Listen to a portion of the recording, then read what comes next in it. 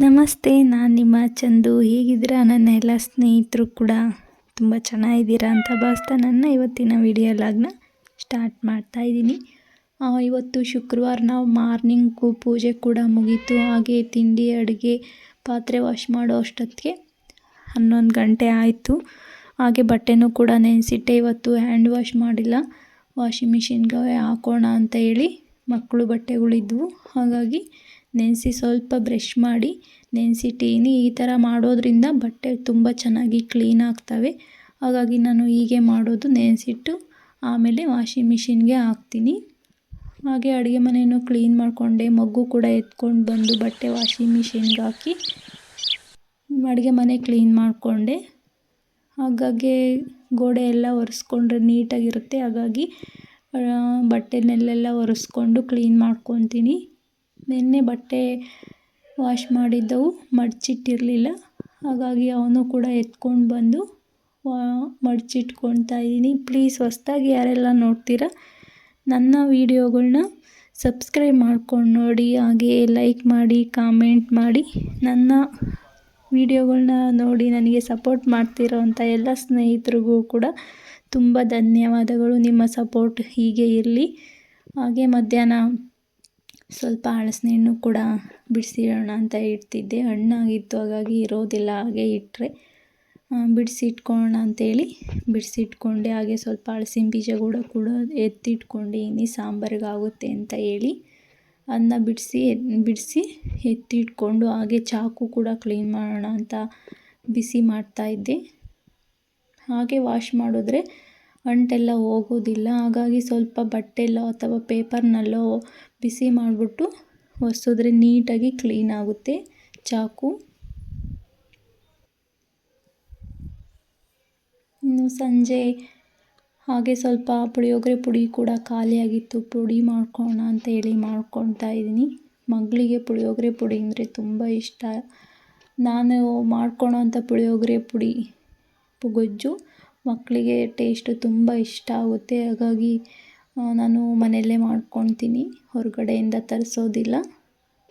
ಮನೇಲಿ ಮಾಡಿಕೊಂಡ್ರೆ ಹೆಲ್ದಿ ಕೂಡ ಹೌದು, ಮನೆಯಲ್ಲಿ ನಾವೇ ಮಾಡಿರ್ತೀವಲ್ಲ. ಹಾಗಾಗಿ ನಾನು ಒಂದು ಸ್ಪೂನಷ್ಟು ಎಣ್ಣೆ ಹಾಕ್ಕೊಂಡು ಅದಕ್ಕೆ ಒಂದು ಅರ್ಧ ಸ್ಪೂನಷ್ಟು ಮೆಂತ್ಯ ಹಾಕ್ಕೊಂಡಿನಿ. ಕಹಿ ಇರುತ್ತಲ್ಲ, ಹಾಗಾಗಿ ಅರ್ಧ ಸ್ಪೂನ್ ಹಾಕ್ಕೊಂಡು ಮೆಣಸು ಕೂಡ 1 ಸ್ಪೂನು,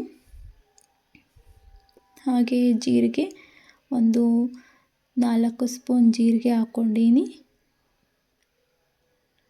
ಹಾಗೆ ಧನಿಯಾ ಕೂಡ 8 ಸ್ಪೂನ್ ಹಾಕ್ಕೊಂಡಿನಿ. ಅದಕ್ಕೆ ಸ್ವಲ್ಪ ಕರಿಬೇವಿನ ಸೊಪ್ಪು ಹಾಕಿ ಹುರ್ಕೊಳ್ತಾ ಇದ್ದೀನಿ.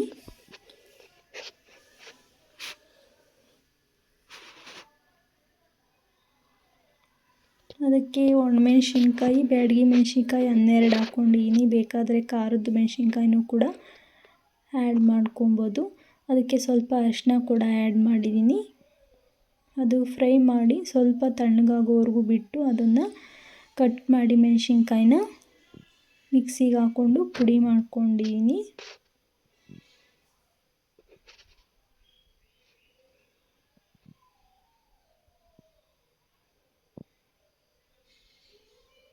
ಹಾಗೆ ಗೊಜ್ಜು ಶನಿವಾರ ತಿಂಡಿಗೆ ಇವತ್ತು ಪುಳಿಯೋಗರೆ ಗೊಜ್ಜನ್ನೇ ಯೂಸ್ ಮಾಡ್ಕೊಂಡಿದ್ದೆ. ಹುಣಸೆಹಣ್ಣು ಕೂಡ ಒಂದು ನಿಂಬೆಹಣ್ಣು ಅಷ್ಟು ಗಾತ್ರದಷ್ಟು ಹುಣಸೆಹಣ್ಣು ನೆನೆಸಿಟ್ಟಿದ್ದೀನಿ.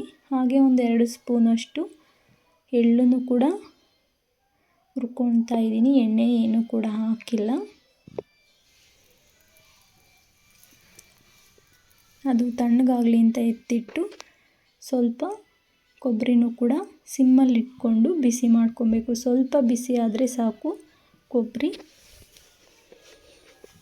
ಫಸ್ಟು ಎಳ್ಳು ತಣ್ಣಗಾದ್ಮೇಲೆ ಅದನ್ನು ಮಿಕ್ಸಿಲಿ ಹಾಕ್ಕೊಂಡು ಪುಡಿ ಮಾಡಿಕೊಂಡು ನಂತರ ಕೊಬ್ಬರಿ ಹಾಕ್ಕೊಂಡು ಪುಡಿ ಮಾಡ್ಕೊಬೇಕು. ಎಳ್ಳು ಕೊಬ್ಬರಿ ಒಂದೇ ಸಲ ಹಾಕಿದ್ರೆ ಪುಡಿ ಆಗೋದಿಲ್ಲ, ಎಳ್ಳು ಹಾಗೆ ಉಳ್ಕೊಂಬಿಡುತ್ತೆ. ಹಾಗಾಗಿ ಎರಡೂ ಒಂದೇ ಸತಿ ಪುಡಿ ಮಾಡ್ಕೊಬಾರ್ದು.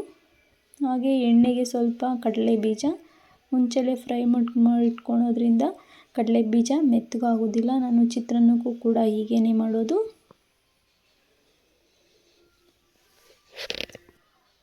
ಅದೇ ಎಣ್ಣೆಗೆ ಸ್ವಲ್ಪ ಸಾಸಿವೆ ಕೂಡ ಹಾಕ್ಕೊಳ್ತಾ ಇದ್ದೀನಿ.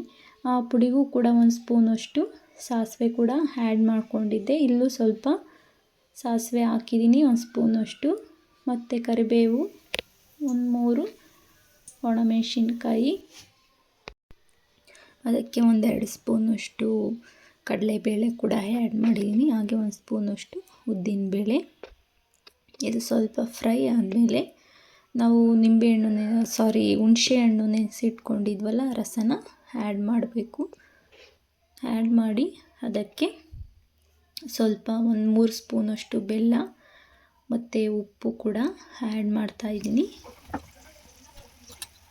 ಬೆಲ್ಲ ಹಾಕಿ ಒಂದು ಸ್ವಲ್ಪ ಚೆನ್ನಾಗಿ ಕುದಿಸ್ಬೇಕು. ಉಪ್ಪು ಖಾರ ಎಲ್ಲ ಹೊಂದ್ಕೊಳ್ಳೋ ಹಾಗೆ ಕುದಿಸಿ ಅದಕ್ಕೆ 4-5 ಸ್ಪೂನಷ್ಟು ಪುಳಿಯೋಗರೆ ಪುಡಿ ಮಾಡ್ಕೊಂಡಿದ್ವಲ್ಲ ಅದನ್ನು ಆ್ಯಡ್ ಮಾಡ್ತಾಯಿದ್ದೀನಿ.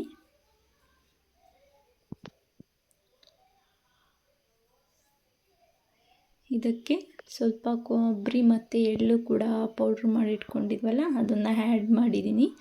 ಇದು ಎಣ್ಣೆ ಬಿಡೋವರೆಗೂ ಸ್ವಲ್ಪ ಕುದಿಸ್ಬೇಕು.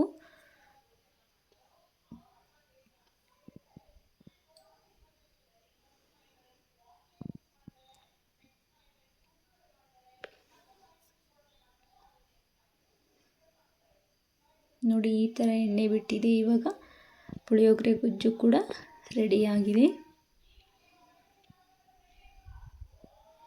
ಹೆಲ್ದಿಯಾದಂತಹ ಪುಳಿಯೋಗರೆ ರೆಡಿ.